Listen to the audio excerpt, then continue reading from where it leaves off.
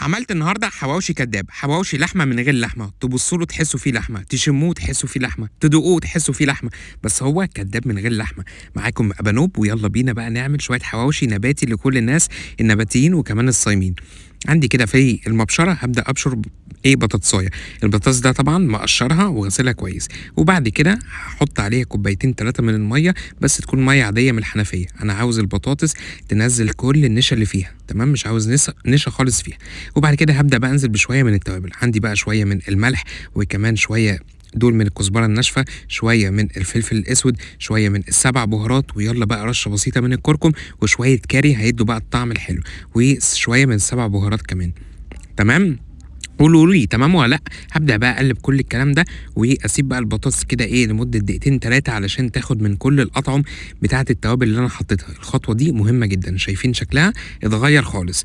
عندي بقى طاسة على النار، هاحط بقى شوية من الزيت، ويالّا بقى ننزل بالبطاطس بتاعتنا. لازم البطاطس كده تتحمّر، مش تتحمّر، تتشوّح كده علشان أبدأ أشم كل روايح التوابل اللي أنا حطيتها. هابدأ بقى أقلّب التقليبة التمام وأفردها كويس جدًا لحد ما البطاطس تدخل في السوا.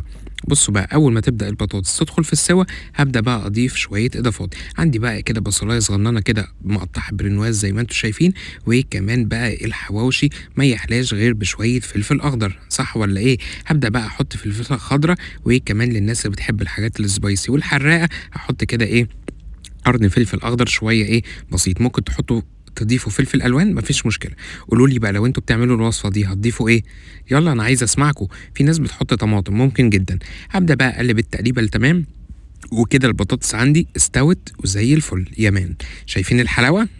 قولوا لي شايفين والّا لأ. عندي بقى العيش البلدي المصري بتاعنا يا جماعة، اللي أنا فخور بيه جدًا بجد بالعيش البلدي بتاعنا. العيش البلدي ده حلو جدًا.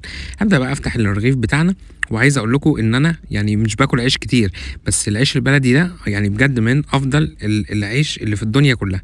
هابدأ بقى آخد بقى العيش بتاعنا أفتحه، وأبدأ أحط الحشوة بتاعة الحواوشي الكداب بتاعنا. شايفين يا جماعة؟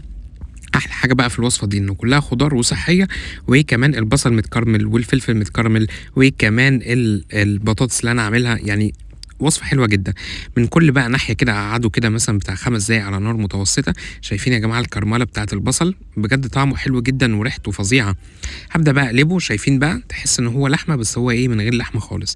هابدأ بقى آخده كده وأحطه كده على البلانشة بتاعتي، ويالّا بقى بينا نقطّعه ونشوفه من جوّه. بجد طعمه وريحته حلوة أوي، ولو عاوزين تحطوا له جبنة موتزاريلا ممكن تعملوا كده، يعني هيبقى طعمه برضه حلو جدًا. طبعًا وصفة موفّرة ممكن تعملوها لأولادكم ومش هيحسّوا. ويالّا قولوا لي عاوزين وصفات إيه تاني علشان باحضّر لكم شوية وصفات زي العسل زيّكم كده. كان معاكم الشيف أبانوب، والنهارده عملنا حواوشي كدّاب من غير لحمة، بس بطعم اللحمة. يالّا جرّبوا وهاستنى رأيكم، ولو عجبكم الفيديو اعملوا له share.